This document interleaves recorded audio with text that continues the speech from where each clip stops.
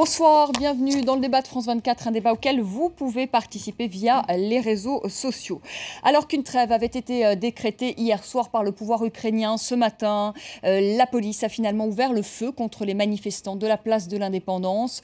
Selon la coordinatrice des médecins de la place Maïdan, plus de 60 personnes auraient été tuées. Scène de guerre aux portes de l'Union européenne. Les chefs de la diplomatie français, allemands et polonais sont ce soir encore à Kiev pour tenter de trouver une sortie de crise et ils y resteront jusqu'à vendredi. Et puis par ailleurs, je vous le disais dans le journal, les ministres européens des Affaires étrangères se sont réunis à Bruxelles et ils ont décidé de voter des sanctions contre les responsables qui ont du sang sur les mains. Alors, y a-t-il aujourd'hui un risque de guerre civile en Ukraine? Le président Yanukovych va-t-il pouvoir encore tenir longtemps? Et l'Ukraine est-elle un champ de bataille qui oppose les Occidentaux à la Russie? Voilà les questions que nous poserons ce soir à nos invités. À vous, Annick Bilogrand, bonsoir. Bonsoir. Vous êtes membre du collectif Euromaïdan France. Vous êtes franco-ukrainienne et vous rentrez tout juste de Kiev. Ce matin, vous étiez encore hier sur la place de l'Indépendance. Vous nous raconterez ce que vous avez vu. Vous nous donnerez votre témoignage ce soir. Rumiania Ugarczynska, bonsoir. Vous êtes journaliste d'investigation, chargée de cours à l'Institut de criminologie de Paris, co-auteur de Guerre du gaz, la menace russe, et c'est aux éditions du Rocher. Tornike Gorzaz, bonsoir. Vous êtes conseiller pédagogique à l'Institut des hautes études de défense nationale, chercheur associé à Sciences Po et ancien ministre géorgien des Affaires étrangères.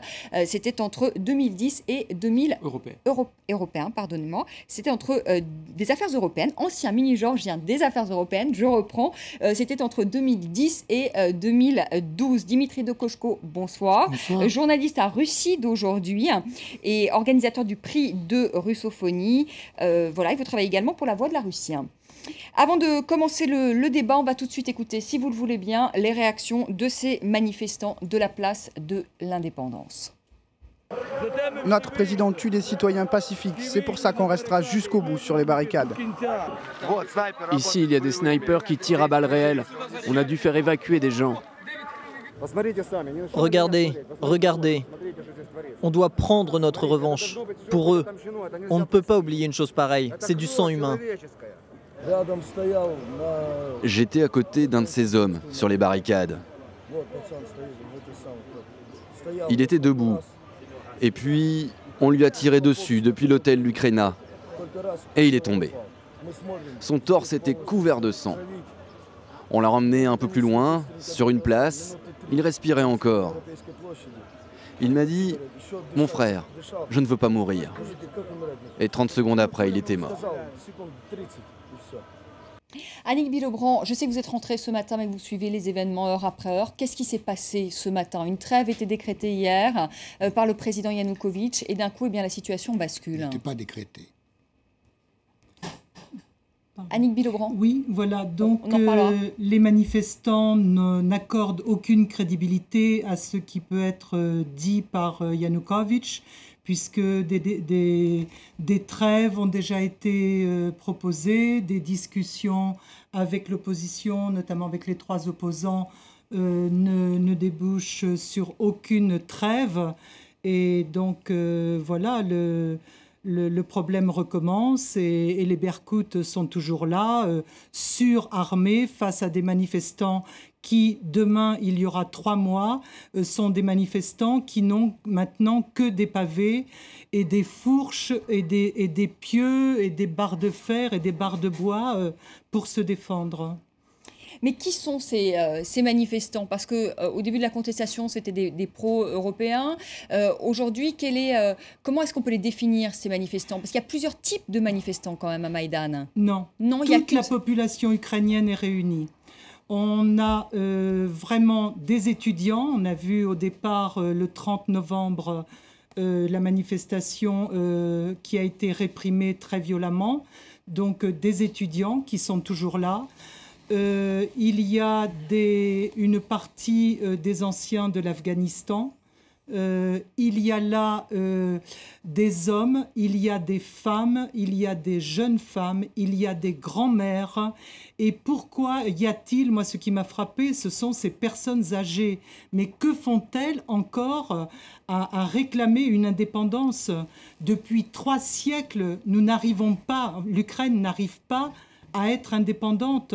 Il n'y a jamais eu de Nuremberg pour Staline. On a eu un Nuremberg pour Hitler. Et il y a encore donc ces personnes âgées qui sont là et qui se demandent à quand la liberté en Ukraine. Dimitri Koshko, est-ce que tout d'abord, est-ce que vous dénoncez les violences de ce matin? Je rappelle quand même qu'il y a eu des tirs à balles réelles. Pas seulement de ce matin, même d'hier aussi. D'hier, oui. Vous dénoncez ces violences. Vous dites que le pouvoir ukrainien est allé trop loin. Il y a visiblement, il y a eu un tournant à partir du moment où la Rada, c'est-à-dire l'Assemblée, était réunie pour justement revoir la Constitution de 2004, ce qui était demandé par l'opposition, justement, c'est-à-dire de retourner à la Constitution de 2004 qui avait été modifiée en 2010 par Yanukovych. Et paradoxalement, c'est à ce moment-là qu'ont éclaté les affrontements les plus sérieux au bout de la rue qui mènent justement au Parlement. Et puis ça s'est étendu au Maïdan, etc. Donc on peut s'étonner de ça, effectivement. Il y a quelque chose de paradoxal dans cette affaire-là. Parce que les manifestants, c'est quand même... Je dirais qu'il y a 2 sortes de manifestants. Il y a les manifestants qui sont effectivement des gens tout à fait indignés, qui en ont ras-le-bol de Yanukovych, de sa famille, de toute cette corruption qui malheureusement dure effectivement depuis 20 ans en Ukraine, où on n'est pas arrivé à trouver une gouvernance à peu près acceptable.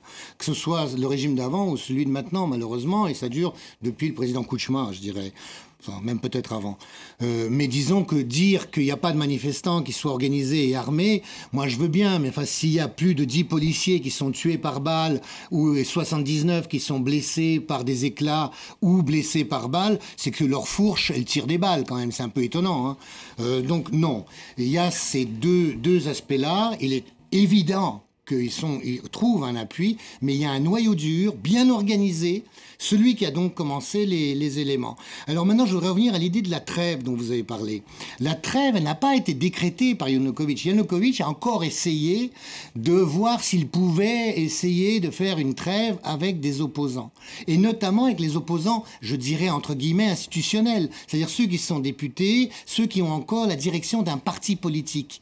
Mais l'ennui, c'est qu'on est visiblement entré dans une situation révolutionnaire, surtout aujourd'hui, hein, et que ces opposants-là, ils contrôlent pas forcément. Ils contrôlent plus les mouvements. En fait, ils contrôlent plus les mouvements. Et là, c'est tragique parce qu'on ne sait pas du tout où on va aller. Alors, on ne sait pas, vous voulez peut-être réagir, Tornike Gordiad, mais moi, je voudrais quand même donner cette information, et parce qu'elle est importante. On sait que le chef de la diplomatie polonaise est sur place actuellement, d'ailleurs avec Laurent Fabius et avec le ministre des Affaires étrangères allemand. Et on apprend ce soir du Premier ministre turc qu'apparemment, peut-être, polonais, pardonnez-moi, que peut-être un accord serait trouvé et que le président Yanukovych serait d'accord pour organiser des élections anticipé. Donc peut-être qu'on se dirige vers une sortie de crise, Tornike Gordiad. Oui, c'est ce qu'il aurait fallu faire dès le début. C'est pour éviter toutes ces violences et vous parlez des manifestants, une partie des manifestants qui sont plus violents qu'avant. Mais pourquoi cette tragédie? Les manifestations ont commencé, ont été pacifiques pendant plus d'1 mois et demi, pendant 2 mois. Et si vous voulez ensuite décrédibiliser, il y a rien. Ça, c'est une pratique bien connue par des régimes. Si vous donner une réponse, ce serait intéressant. Oui, donc il y a pour décrédibiliser toutes ces manifestations qui étaient pacifiques et à 100% pacifiques, évidemment, vous recourez à la violence. D'abord, c'est l'État qui a recouru à la violence, et la violence appelle la violence. Donc, vous étiez dans un cycle de provocation, de pression, vous savez bien. Non, mais vieux truc quand même. Bien sûr, vieux truc de favoriser toujours les plus radicaux pour décrédibiliser la majorité qui n'est absolument pas radicale, qui réclame qu'une chose, c'est que l'Ukraine signe les accords d'association avec l'Union européenne, parce que pour eux, c'est pas parce qu'ils jouent les plus radicaux. Vous avez raison, c'est une bonne question. Qui joue les plus radicaux? C'est le pouvoir qui joue le jeu des plus radicaux, parce que ça les arrange. C'est plus radicaux, c'est les Pravi Sector, c'est ça ce mouvement non, mais ultra-radical. Je ne voudrais même pas donner un nom. C'est-à-dire, quand vous avez une violence, une répression, les gens s'organisent. De l'autre côté, évidemment, on ne peut pas tout contrôler, c'est pas un État en face. Vous avez des gens qui ne sont pas encadrés à 100%. Et vous avez de l'autre côté des gens aussi qui recourent à la violence. Mais encore une fois, comptez le nombre de morts de deux côtés et vous verrez qui emploie plus de violence. Omienia Ogarczynska, est-ce qu'on peut dire que des deux côtés, ça s'est radicalisé ou non, ça s'est radicalisé du côté du pouvoir? Et si en effet on décompte le nombre de morts, il y en a plus du côté de l'opposition que du côté du pouvoir. Quelle analyse vous portez justement sur cette situation? Alors, cette radicalisation, on l'a un tout petit peu provoquée par une attente qui ne pouvait être appliquée à la situation ukrainienne. Depuis le début de cette crise, mais je dirais depuis bien avant. On a quand même tourné le dos à la problématique ukrainienne depuis pas mal de temps, en laissant ce pays s'enfoncer dans une crise économique et du coup politique. On a cru que tout était réglé avec la révolution orange, pas du tout. La révolution orange et la révolution du peuple ukrainien leur a été volée. Elle leur a été volée par cette oligarchie qui passe son temps depuis 20 ans à chasser un pouvoir pour en installer un autre et Est-ce qu'elle a été volée par des gens comme Yulia Tymoshenko, par exemple, cette révolution? Notamment. Entre autres, enfin, je veux dire, donnons des noms quand même. Entre autres, Yulia Tymoshenko n'a pas eu toujours un rôle extrêmement clair, on le sait, et par le passé, elle a également été très proche de certains oligarques, ou du moins de certaines personnes qui se sont enrichies de façon outrancière. Je vous rappelle quand même qu'un ancien Premier ministre ukrainien, M. Lazarenko, est parti avec plusieurs centaines de millions en poche. Il a été scruté par la justice américaine pendant 8 ans. Il a été condamné. Elle était très proche de lui. Elle s'est enrichie à cette époque-là elle-même. Donc, il ne faut pas l'oublier. Et dans tous les cas, les Ukrainiens, eux, ne l'oublient pas. Ils le savent. Ils savent très bien ce qui se passe. Ils savent très bien qu'une oligarchie est là, qu'un pouvoir chasse l'autre tout simplement pour servir les intérêts de ceux qui finalement tirent les ficelles, s'enrichissent de façon outrancière, exportent leurs capitaux et les placent dans les capitales telles Londres, Paris, Suisse, etc. Alors aujourd'hui, on est en train de prendre des sanctions, certes, oui, mais pourquoi avoir fermer les yeux, pourquoi avoir laissé ces gens-là? Vous dites qu'il y a une responsabilité, je vous entends bien, il y a quand même une responsabilité aujourd'hui de l'Union européenne. Vous dites aujourd'hui l'Union européenne sanctionne, mais finalement elle aurait peut-être dû, avant d'attirer l'Ukraine à elle, peut-être poser justement des conditions de transparence, de lutte contre la corruption. C'est parce qu'on pose tout le temps des conditions. L'Union européenne, avant de tendre la main à l'Ukraine, pose des conditions. Or, Poutine est beaucoup plus malin que ça. Il donne l'argent. Sans condition. Sans condition. Et de cette façon-là, rend l'Ukraine dépendante. Il faudrait rajouter aussi que dans les négociations qui ont eu lieu pour justement le partenariat, il y a eu énormément de maladresses qui ont été faites en promettant énormément de choses à la population ukrainienne, y compris par Yanukovych, qui était tout à fait en faveur de ce partenariat. On a laissé entendre aux gens de toute l'Ukraine que dès qu'on allait rentrer dans le partenariat, il y aurait les visas qui permettraient d'aller travailler dans l'Union européenne. Ça, c'était surtout pour les provinces de l'ouest de l'Ukraine. Il y aurait une pluie de dollars. Il y aurait tout de suite des marchés qui s'ouvriraient à l'industrie ukrainienne en oubliant qu'on allait exiger qu'elle allait être restructurée à l'européenne, c'est-à-dire qu'elle serait incapable de le faire, et en oubliant, en promettant même des fonds, parce que les négociateurs, c'était un Polonais, un Lituanien et un Slovaque, qui ont promis des sous, notamment aux Ukrainiens. Et puis quand on est arrivé au moment de la signature, on s'est aperçu qu'il n'y avait pas de sous du tout. Et puis qu'en plus de ça, il y avait des conditions politiques, notamment de libérer Tymoshenko en question, dont nous avons parlé, qui était surnommée la fée du gaz à l'époque, dont vous parlez. La princesse du gaz, oui. Ouais, et qui, à ce moment-là, était en prison, et qu'on demandait d'aller emmener en Allemagne, et qu'on allait ramener l'année d'après aux élections présidentielles. Yanukovych, comme tout politique, n'était pas fou, il n'allait pas aller à un suicide politique. Bon, et en plus, ça posait le problème de la zone de libre-échange qui était avec la Russie et des 30% de réduction sur le prix du gaz que faisait la Russie. Tornike Gordas, pourquoi vous, ça a mieux marché pour la Géorgie D'abord, je reviendrai sur les négociations avec l'Union européenne, parce que moi, j'ai négocié pour un autre pays, qui est la Géorgie, pendant 2 ans et demi, et je connais très bien les négociateurs ukrainiens qui négociaient en même temps que nous, à l'époque. Et il n'y avait absolument pas de promesses sauvages de la part de l'Union européenne. C'est au contraire, l'Union européenne essayait tout pour que les Ukrainiens, en tout cas dans les négociations, pour que les Ukrainiens ne croient pas que justement les choses allaient changer du jour au lendemain. Les visas, c'est une autre négociation qui n'est pas avec l'accord d'association. C'est une négociation qui se déroule à part. Donc ce sont deux choses déjà qu'il faut séparer. Et il n'y avait absolument pas de promesse de la pluie de dollars. Et vous insistez sur les Polonais, les Lituaniens et les Slovaques. Ça, c'est bien, on connaît bien la vieille chanson. Donc ce sont les Est européens qui sont actifs et l'Ouest de l'Europe n'est pas actif. On négocie à 28, c'est-à-dire les représentants de l'Union européenne agissent au nom de 28 pays. Donc c'est pas un complot polono-lituano-slovaque. Ensuite, pour ces négociations et pour là où je vois la responsabilité du gouvernement ukrainien, c'est que il y a évidemment des conditions, parce que l'Union européenne ne peut pas signer des choses sans conditions. Et le gouvernement ukrainien n'était pas capable de remplir ces conditions. Ils ont joué jusqu'au bout, c'est-à-dire en promettant qu'ils allaient le faire, tout en jouant si vous nous imposez trop de choses, on va voir les Russes. Et en disant aux Russes, attendez, les Européens ils nous proposent ça. Alors, c'était pour avoir... ils ont tellement joué qu'ils se sont décrédibilisés, je suis désolé, auprès de deux.